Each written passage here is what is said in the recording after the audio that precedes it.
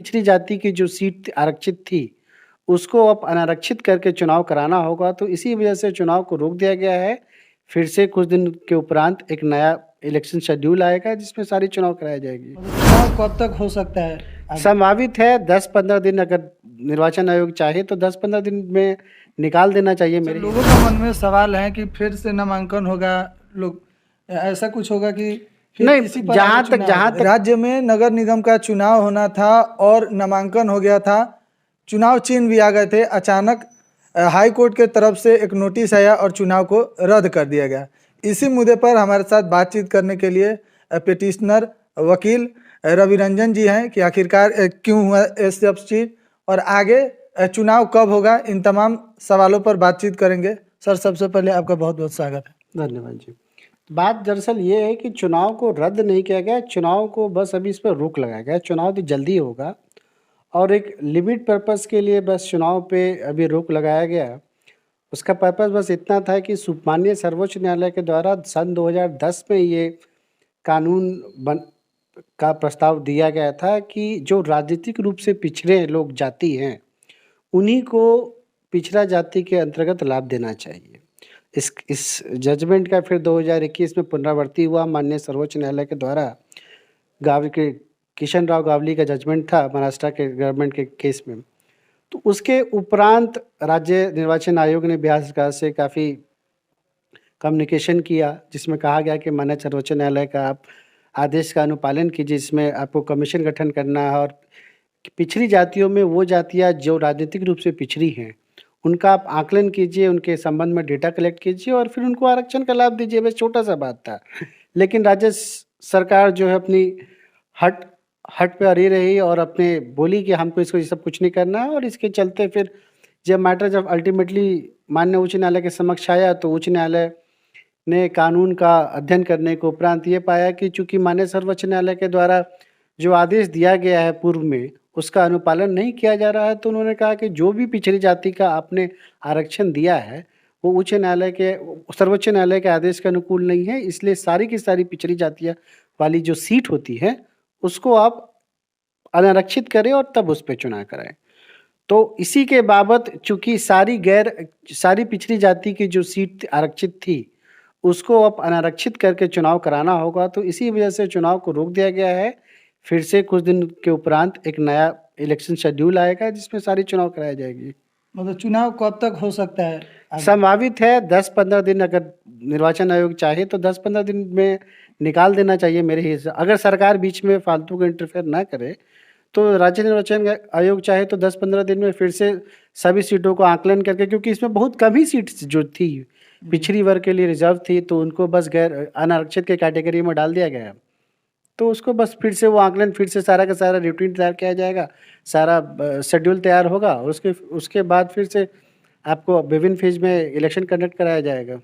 अच्छा, लोगों का मन में सवाल है कि फिर से नामांकन होगा, लोग ऐसा कुछ होगा कि फिर नहीं, इसी पर आगे चुनाव होगा? जहाँ तक वही मैं स्पष्ट करना चाहता हूँ, चूँकि वो सीट जो पहले पिछड़े वर्ग के लिए आरक्षित थी, जी। अब वो सीट अनारक्षित हो गई है, तो वाजिब है वो सीट जो पहले से पिछड़े वर्ग के लिए आरक्षित थी, तो अब उसमें गैर आरक्षित लोग भी अब क्वालिफाई कर जाएंगे नॉमिनेशन पेपर फाइल करने के लिए, तो उन लोग के लिए एक अलग से खोलना चाहिए कि आप फिर से नामांकन करिए।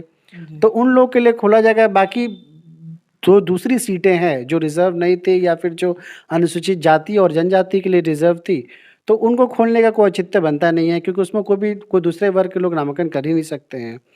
तो बस एक लिमिटेड सीट्स जो कि पिछड़े वर्ग के लिए आरक्षित थी, उनका फिर से नामांकन प्रक्रिया आरंभ किया जाएगा, बस उतना ही होगा।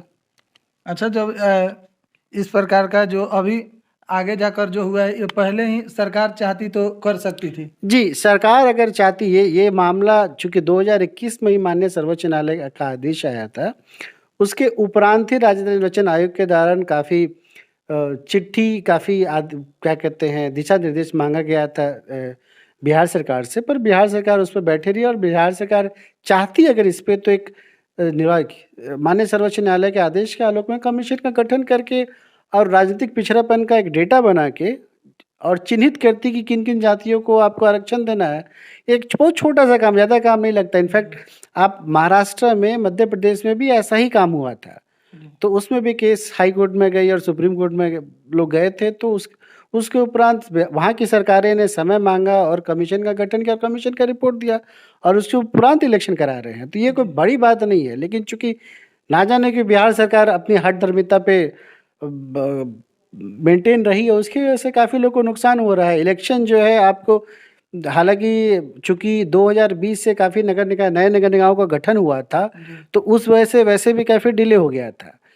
ये जो 2017 में चुनाव हुआ, इसका जो टेन्योर था ये 19 जून 2022 को ही खत्म हो गया था।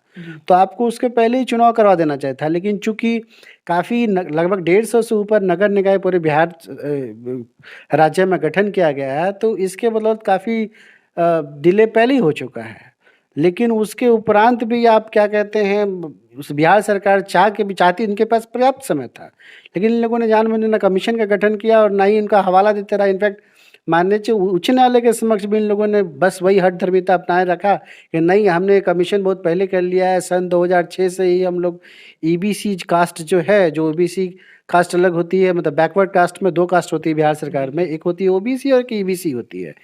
तो ईबीसी एनेक्चर 1 आती है, तो उनका कहना, बिहार सरकार का कहना है कि ईबीसी जो होती है, एक्सट्रीमली बैकवर्ड कास्ट, हमारे हिसाब से राजनीतिक रूप से पिछड़ा है, और चूंकि वो राजनीतिक रूप से पिछड़ा है तो उनके लिए हम 20% सीट जो रिजर्व करते हैं हर नगर निकाय में और क्या कहते हैं पंचायत चुनाव में के लिए, और उस चीज़ का पालन वो 2006 से 2020 में करती आ रहे। लेकिन ये हालांकि काफ़ी अच्छा कदम था, लेकिन चूंकि इसका कोई पैमाना, कोई आधार नहीं था 20% आधार देने का। और दूसरा, इसमें सबसे बड़ा ड्रॉबैक ये है कि आपको डेटा कलेक्ट नहीं कर रहे हैं। ये बस मान लीजिए ओपिनियन था कि हमारे हिसाब से कि ये, मान लीजिए कमीशन के आलोक में आप चिन्हित कर लिए कि इसको आप, ये राजनीतिक रूप से पिछड़ा है, लेकिन ये जब तक डेटा आपके इसके लिए नहीं है, जो ट्रिपल टेस्ट जो माननीय सर्वोच्च न्यायालय ने गावली के केस में कहा था, इसका कोई आधार था ही नहीं बिहार सरकार के पास। बिहार सरकार समझिए कि मतलब एक तरह से गैस वर्क की तरह अपना काम चला रही थी। तो उसी चीज़ को हाई कोर्ट ने इंटरफेयर किया और कहा कि नहीं, अब ट्रिपल टेस्ट जो है सुप्रीम कोर्ट के द्वारा जो